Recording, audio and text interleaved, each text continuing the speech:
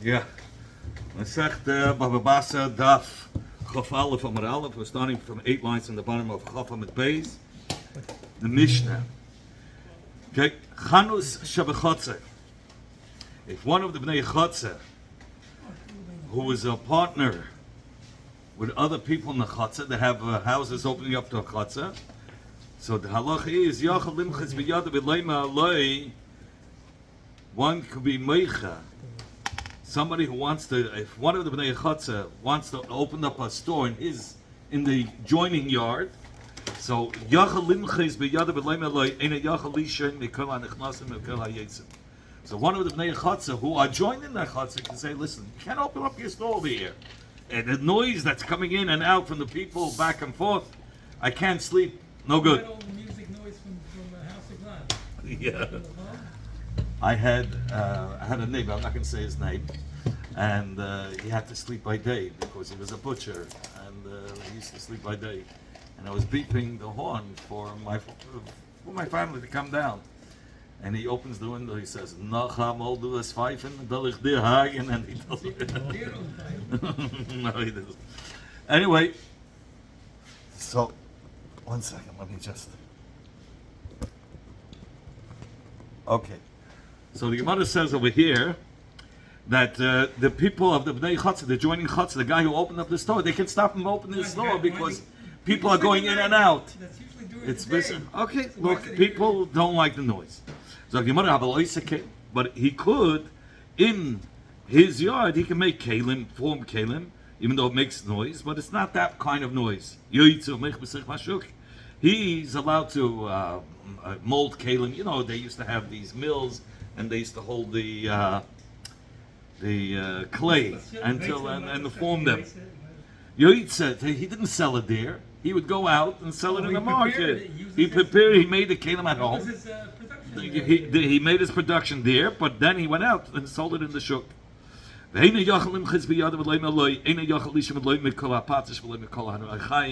can't come with tainas. Listen, I can't sleep from the banging. All the music they would And okay, and from the bang of the hammers and from the mill. And he says also he can't I can't take the noise from the children. So he says, so the children mean that the customers, right? So here comes a kasha. Why in the Reisha you said where people are going in and out, he could stop him because it's a lot of noise, and in the Sefer you said, the Kilat that are going in and out, he can't stop it. What's the difference? Abaya said, Seifon. Ason lechotz acheres. The Sefer is talking about where it's a case where the Tanaikis are coming to buy in the store, which is found in a different.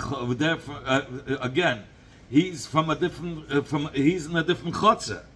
So a person, if it's in the same chotzer where he opened up together with the other people, fashteich. But if he opened up in another chotzer, so the people of that chotzer, let's say he rented a space in another chotzer to do his business, they could stop him. The people of that chotzer could stop him. But if he's one of the people that live in the chotzer, they can't. So if so, listen to the chotzer cheres. Learn that the chotzer cheres, you're allowed to open up a store, but again, the chotzer cheres mutter, he says. I'm sorry, I said it wrong. Again, the Sefer of the Mishnah is talking about a case where the children are coming to buy in the store, which is in a separate chotzer. It's not the chotzer where he's living at. Okay? So a person... The guy that's complaining. The guy who's complaining lives in one chotzer. The store is in another chotzer. The guy in one chotzer says, I don't want you to have the store in the other chotzer. It's disturbing. So he says, in that case, if he opened up in a different chotzer, the guy from, let's say, this chotzer number 1 and chotzer number 2, the guy from chotzer number 1 cannot go to have tinus on the guy who opened the chotzer number 2 that you can't have this business going on here because it's very noisy. He can't. Only if it's in the same chotzer could he have the taina. If so, I'm laid over. If the heta that you're talking about in the Sefer where he cannot stop the person from opening up the chanus if it's in a different chutzah, and it's in chutzah number 2, and the taina is coming from chutzah from the guy in chutzah number 1.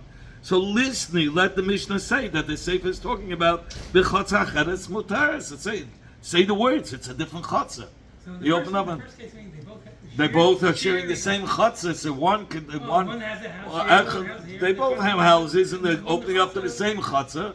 So one can have a taina to the other. But if you open up in another chutzah, so the guy from The chutzah chutzah they were sharing. So they were sharing. A couple of houses opened up to a chutzah. Sometimes you have people joining in the one chutzah on one side of a mavui, and you have people right across the mavui, another couple of houses which are opened up to another chutzah, a separate chutzah across the mavui. So let's say he opened across the mavui, so this guy can't. The guy from chutzah number 1 cannot have tinus for him opening up a store in chutzah number 2. So the Gemara says if that's the case, he should have said the Mishnah should have said it beferish. Elamar Rava, rather Rava says seifa ason litinuk shabaysabam. The seifa, we're talking about the same chutzah. And why by the seifa did we say because the children is not a problem? Because we're talking about a yeshiva for little kids. So it's of the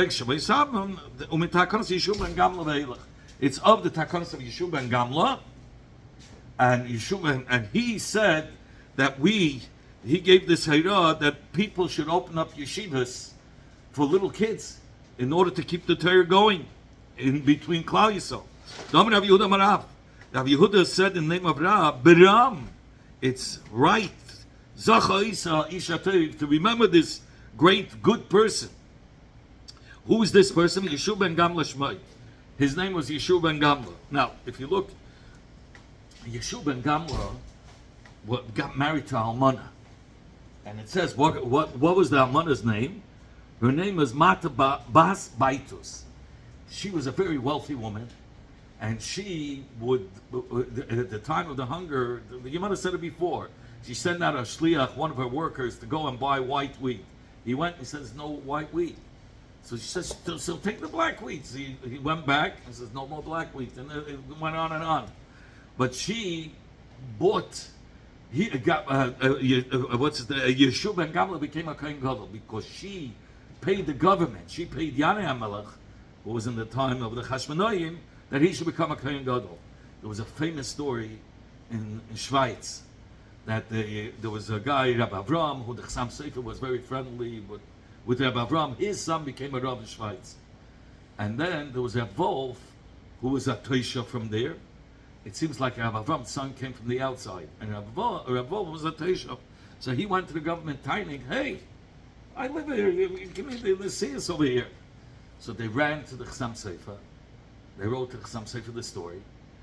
And the Chassam Sofer says, look, I don't know this guy. He might be a great person, Rabbi Wolf. But I know Rabbi Avram, his father, of this person who is now Rav, it can't be that the apple falls far from the tree. I already heard he's just like the father. So I can tell you that this Rav Wolf did 2 things wrong. He has 2 strikes on his hands. Number 1 is that he's taking away his parnasa. We're going to learn you can't take away somebody's parnasa. He's just from Avram's son.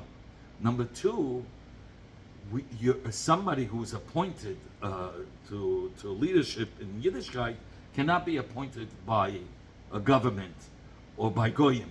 The fate is not. And he sends the letter that there was over 150 rabbanim who signed on it. Amongst them was the Rashba, Ravid, the Rashbam, a whole bunch of people. And they wrote, somebody who was appointed by the government, his yayin, nesech, and they go through what kind of a terrible thing. And he suggests that Avol not take the job and he should do tshuva. And so where was the raya from that it's no good? From here, from Yeshua ben Gamla.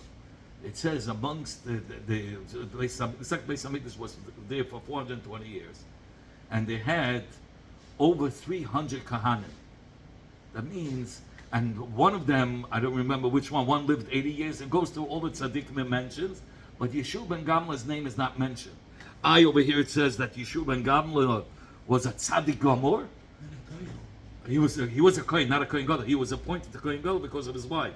But because he used the government to get his position, even though he's a tzaddik gomer, that's why they didn't count it. That's what I just want to say. The story. It's a nice story. Anyway, Zok the Yimada. Domin Rav Yehuda Amar Rav. Chaf Aleph Amar Aleph. The second line from the top. Domin Rav Yehuda Amar Rav. Rav Yehuda said the name of Rav.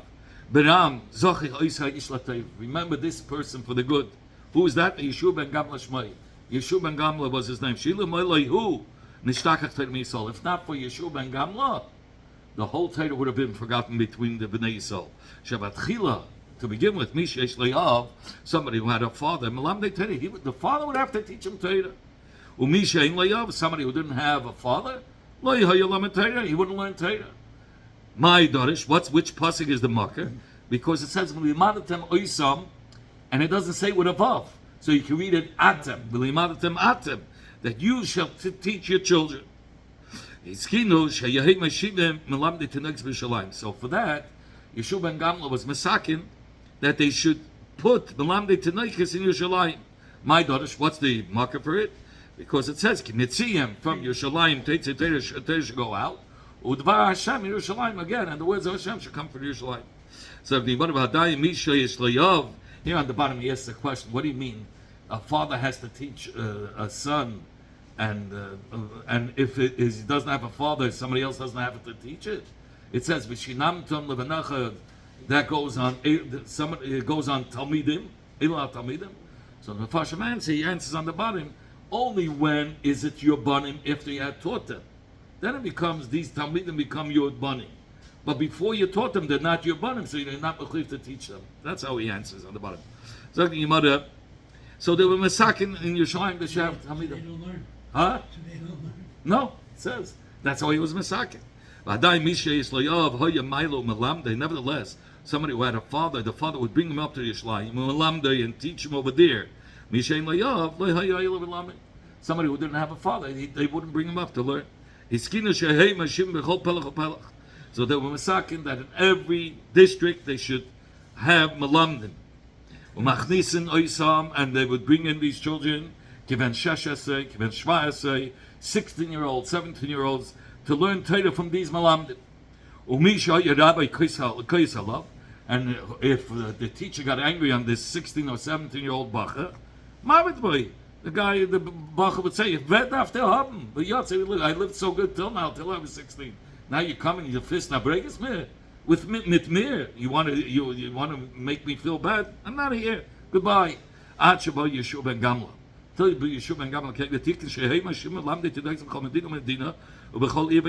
he made that in every district that you have malamdim, and in every town they should have malamdim. When should there be? What kind of children should you bring there? Given shesh, given sheva, like a 6 or 7-year-old. We know with the feet together. He didn't. The Russian government didn't want. They said, "We'll do a deal with you. Whoever now is Jewish, fine, but the little kids, don't tell them what to do. Wait till they grow up and let them decide." So what did he answer? The feet together. So this is the same thing here. So that's what the problem was. So that's why he enacted that even 6 and 7-year-olds should start going to yeshiva.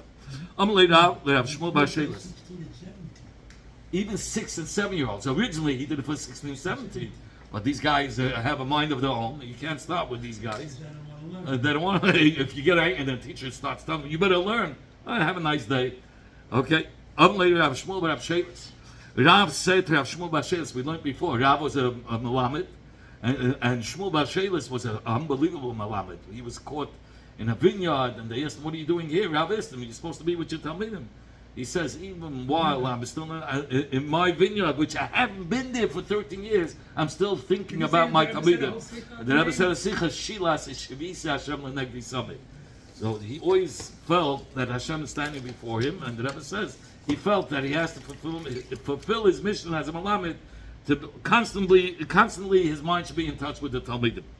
Anyway, so he says, "Ad shis lo tekabel." Rav said to Rav Shmuel Rav Shelis, who was a malamed, he says, up to 6 don't accept the children. From 6 and on, Kabul take them. And feed them like an ox. Just keep on stuffing them. You know, you want the ox to become fat. You want the children to become fat from Torah. Just stuff them with Torah.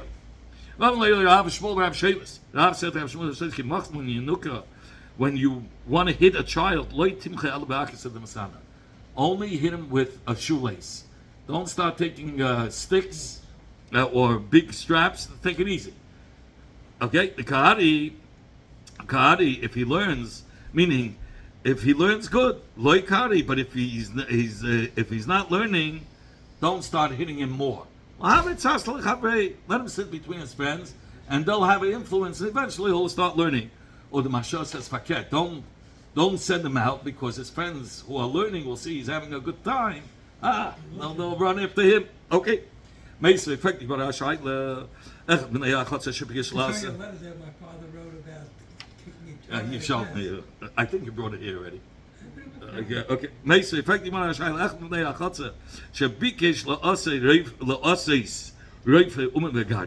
If one of the Bnei Achatza wanted to become a moyel, or a bloodletter, or somebody who weaves begadim, or a teacher for children, here it says Bnei Achatza could hold them back, and we said Yeshua ben Gamla says you can't. You have to let them. The Mishnah says you're allowed. And here it's talking about for goyim, and on the bottom he says even for yidden, but limudei chayil. Limudei chayil. If you want to teach them limudei chayil or a trade, that you cannot open up in a chatzah because the bnei chatzah can hold you back. Toshma, come in here and I'll ask you a question. It says two people are sitting in one chatzah. Because here it's a little different. It's not a rabbim in the bnei chatzah. It's two people, houses that open to a chatzah. It's only two, not a rabbim. And one of the bnei chatzah, between the two people, wanted to either become a doctor, a mayel, or a bloodletter, or a weaver, or a teacher. It says his parent can hold him back. So here also is talking about how is this brayso different than before? Before we were talking about it was a rabbi. There were many houses opening up to a chatzah. Here is only talking about two people, one against one. Zokti bar Tashma, come in here. I'll bring you a raya from the brayso against Rava. Somebody who had a house that opened up into a chatzah of many people. A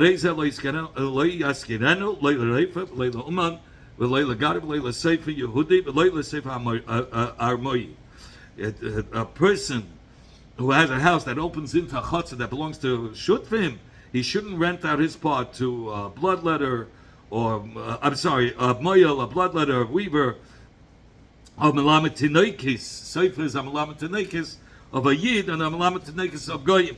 So here you see, you can't even rent out to a melamed tinoikis of a yid. Here's talking about, it's not stam a melamed. It's a chief melamed that he teaches courses for many melamedim. So it's very, very busy. So, and it makes a lot of noise, and therefore you're allowed to stop. He's allowed to stop. It's not a Rosh Hashiva. It's like, Rabbi Kaplan. He's the chief educator, or like Torah Masorah gives you teachers, and they have constantly courses how to teach. Okay, so the Gemara goes back to the Takana of Yeshua ben Gamla.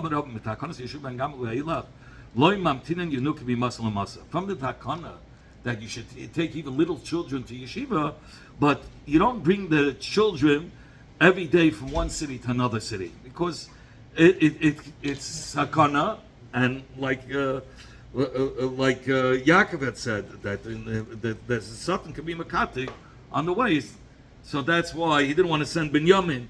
Here also, he didn't want to go on such a journey every day. Is a sakana. Put kids in a bus and send it out of town. No, but like with Yaakov, maybe a sakana can happen. No, it is okay. Here we're talking about little kids. To move the child from one Beis HaKnesses to another Beis HaKnesses in the same city. Oh, that's in the same city, in Crown Heights itself, you can do it. If there's a river between the two shulim, then you don't force the kid to go from one shul to the other. Rather, because it's sakana to go over a bridge. He can fall off the bridge. Yeah, it says 23. It says sakana. We're afraid he'll fall in the river. So therefore, the Bnei Yair have to help out to chip in to have a malamed on that side of the river. He could do that. But what's if it's a cement bridge, like the Brooklyn Bridge, or these wide bridges? I mean, is it safe? So he says, if it is so mamtina, then he's allowed to travel every day. But if the bridge is just made out of a board, like these shaky bridges, I don't know what you call them, that are made out of rope, and you start walking and starts moving this way and that way, loy mamtina. For that we don't encourage, and we don't that to send a child every day from one shul going over this shaky bridge to the other shul. Rabbi said, "Sach makri dardiki esem chamisha yenuki." The amount of children that one has to, that per one melamed is 25 children. If there are 50 students, you need 2 melamed. Now today even 10. Really, others have a time that should be 10. 10 kids. I'll read the bottom. If there's 40 children, then you have to get a system melamed. And the Pnei Yair have to help him out. It doesn't have to come out of the pocket of the melamed. So if you want to see what he says today, he says today, those that say that even 10, you have to have a separate melamed. Okay. Hi makri yeduki de goris. You have a melamed tanekes that teaches children, but a few psukim at a time. But there's another melamed. He teaches much faster, much more. We don't remove the first melamed. Why? Maybe the second one will become lazy. He'll think, you know who I am. I'm memulach. Melamed memulach. I'm from all sides. Nobody's going to fire me. So he's going to, and I can do what I want. I can get up late. I'll come to the class late. Nobody's touching me. So therefore, you have the second melamed over there. Yeah, you play a little games and you stop becoming lazy. We'll take back the first melamed. Rav Dimon argues. He says, "Kol sheken got us tvei." He says, for sure, the second one is enough. You can get rid of the first one, and not really rid of. The first one takes its place, and the second one stays there. Because the melamed hasheni, the second one that you removed from his position, is so the new melamed that took over his place is always going to worry from the jealousy of the first melamed. Because the first melamed is going to be jealous. He wants to show he's better, and he's going to watch him like a hawk to be able to get him to say, "Hey, this is the melamed you took." So that's why he's there. That's why you keep the melamed there. You had that experience? Nope. Baruch Hashem. Yeah. He says beferish. If he's not going to teach well, the older melamed is going to give the new melamed a hard time. Rabbi said, "Hani trei makri de dardiki." These two teachers that teach children, one teaches a lot, but he's not careful with making mistakes. One is very careful, but and he does make a mistake. He goes very slow. You choose the melamed that teaches a lot and makes a mistake. Why? He says any mistake that the melamed will make, as an outcome, listen, the child, the Talmud, being that he learned so much, he'll chapsich it was a mistake. We take dafka, the one that's medaik, and doesn't make a mistake. Even though a mistake, once it absorbs in a child's head, girsa the yankasa, doesn't go away. You're stuck with a mistake. Where do we see you get stuck with a mistake if you're taught with a mistake? By the Mechamas Yoyev. Yoyev was a general by David HaMelech, and he went to fight against Amalek, Neged Eden. So what does it say over there? Kisheishes Chadoshim Yoshev Sham Yoyev Echo Yisol Ad Hichis Kol Zocha Be'Eden. Yoyev did a good job. He killed out all the males by the Amalekim, but not in the caves. Yosel Kamei David. When Yoyev came before David said to him, "My time, Abat Hachi, why'd you do it this way? Why didn't you kill them in the caves?" Amalek says, "The Chsiv Timcha as Zochar Amalek." He read as a child, you have to get rid of all the males of Amalek. Amalek, David said, "What? Not Zeicha Karinan. We don't mean Zacha, we mean Zeicha. Get rid of the Zeich of Amalek. There shouldn't be any remembrance of Amalek. Zeicha Timcha Zeich Amalek." Amalek. So Yoav said to David, "Ano Zacha Kiryai. Listen, I always read Zacha. No, what did they do? Yoav went to ask his teacher that taught him as a child. Amalei, heicha krisan.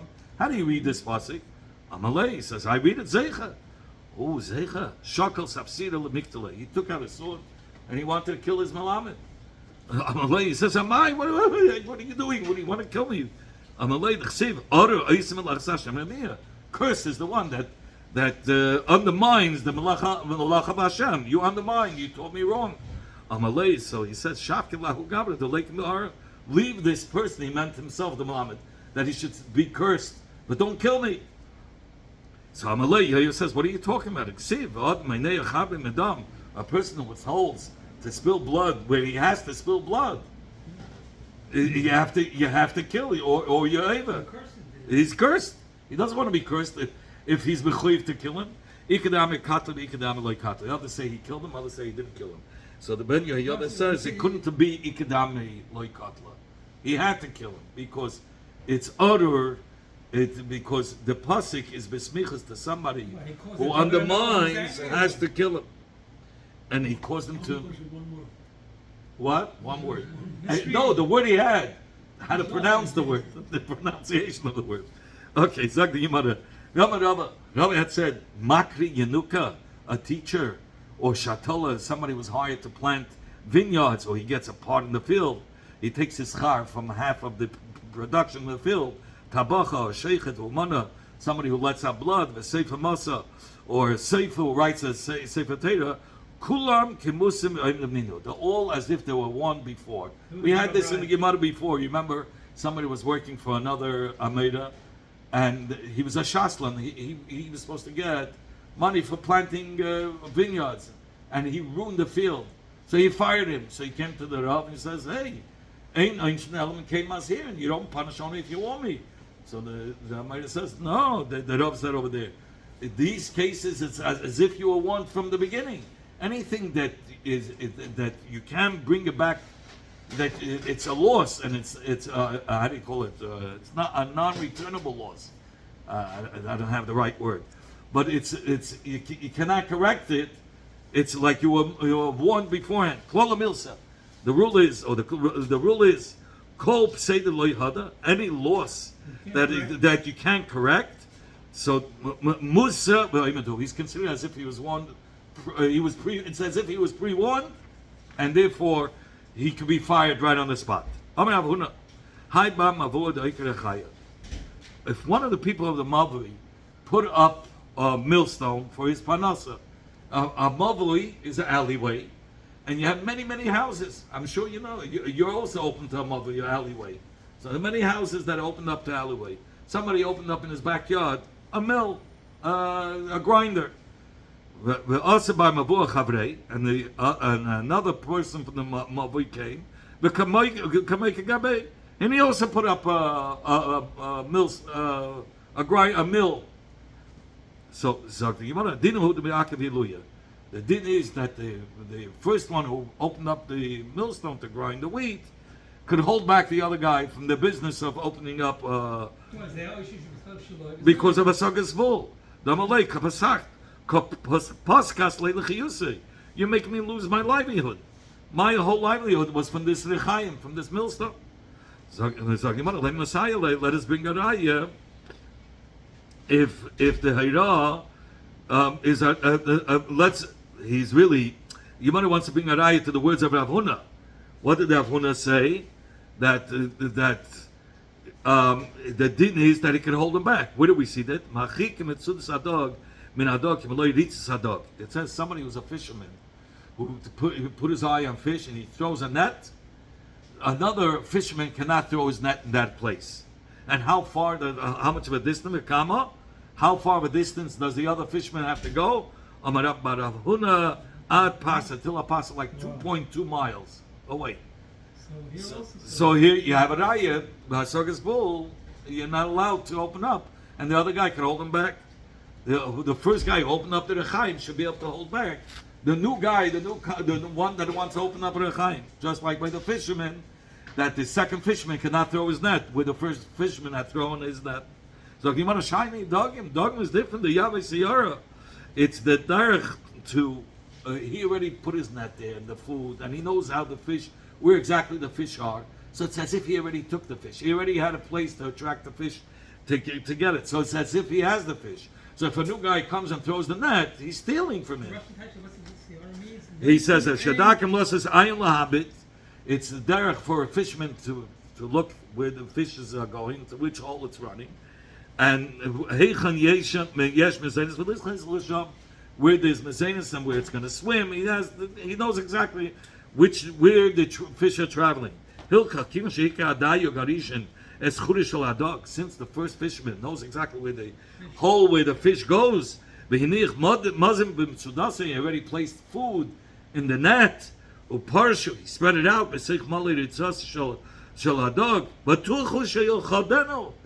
It's a sure thing that he's going to capture them. So it's as if, it's already the dog is in his hand. When a new fisherman comes and they tell us and he takes the fish, it's as if he's grabbing it from the first fisherman. This is what Rashi says, what I just said. Ravina said to Rava, let us say, should we say that the Hira of Rav Huna is like Rav Yehuda? That what? In the Machlekes with the Chacham, where do we see Rav Yehuda? It's now we learned the Mishnah. Rav Yehuda Eima lo yechalek chemveni kloyes. A person shouldn't distribute to the children walnuts. This is called. This is a competitive edge he's doing. One storekeeper. There are two storekeepers selling the same items, and one storekeeper gives out walnuts. So now he has a competitive edge. So when a father sends a child, where is he going to go to? Which store? Where he's getting walnuts for free.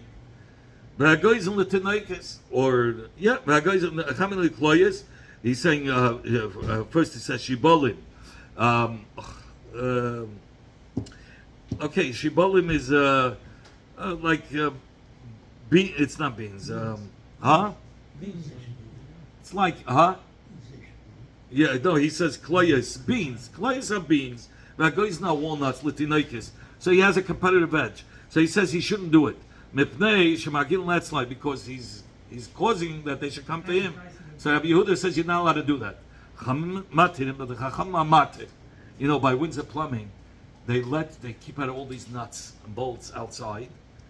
Why did they do it? Because the people want to go there because they know you could swipe, you could steal some at the outside, and they know they're stealing on the outside, but they know it them it costs nothing, but it attracts people to come and buy by them.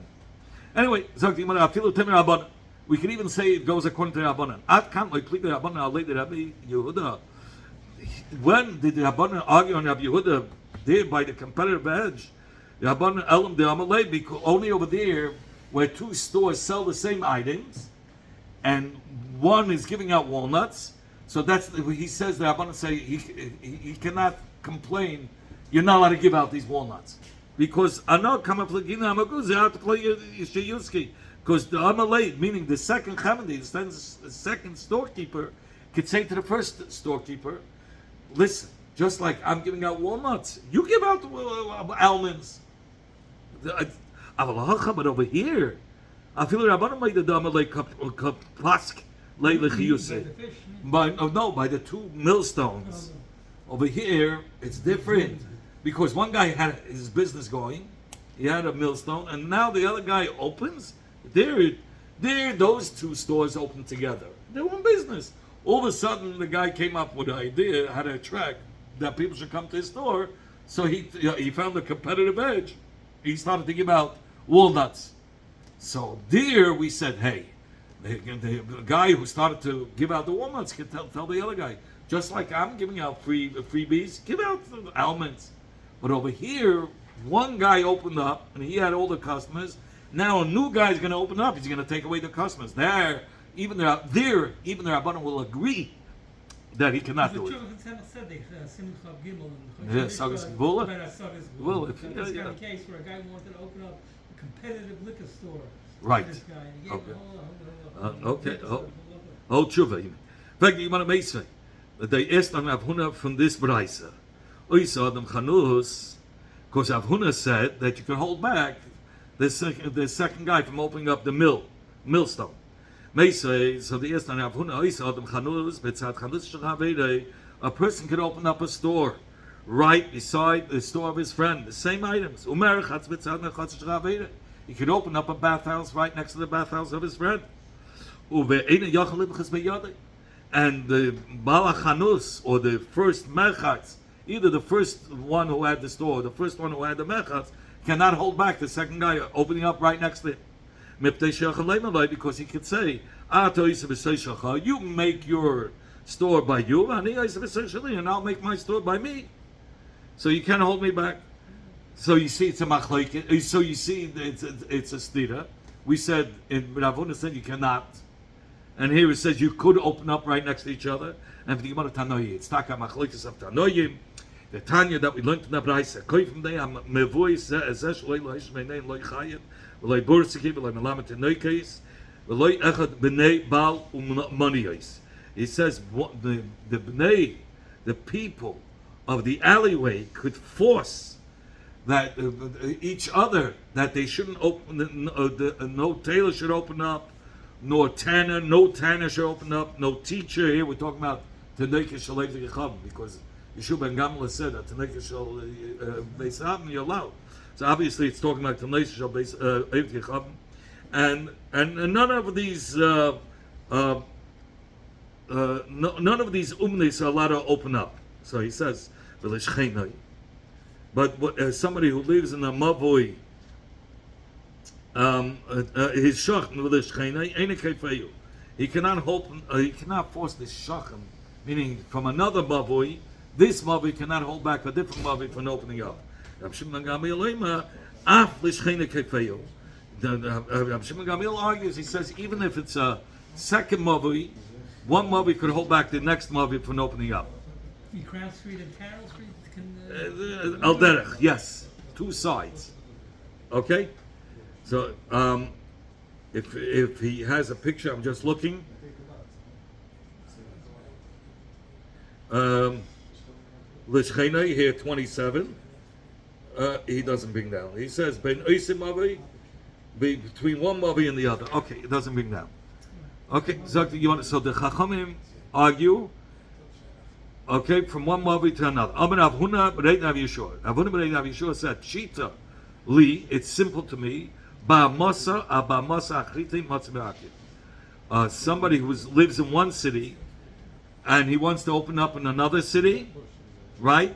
He comes into the city. A guy who lives from a different city comes into your city and wants to open up. They can hold him back. Yeah, if a guy from Borough Park comes into Crown Heights and opens up a store, they can hold him back. They can hold him back from opening up. But what's if he pays taxes, and the taxes go for all over for this community as well? They cannot hold him back from opening up a store. If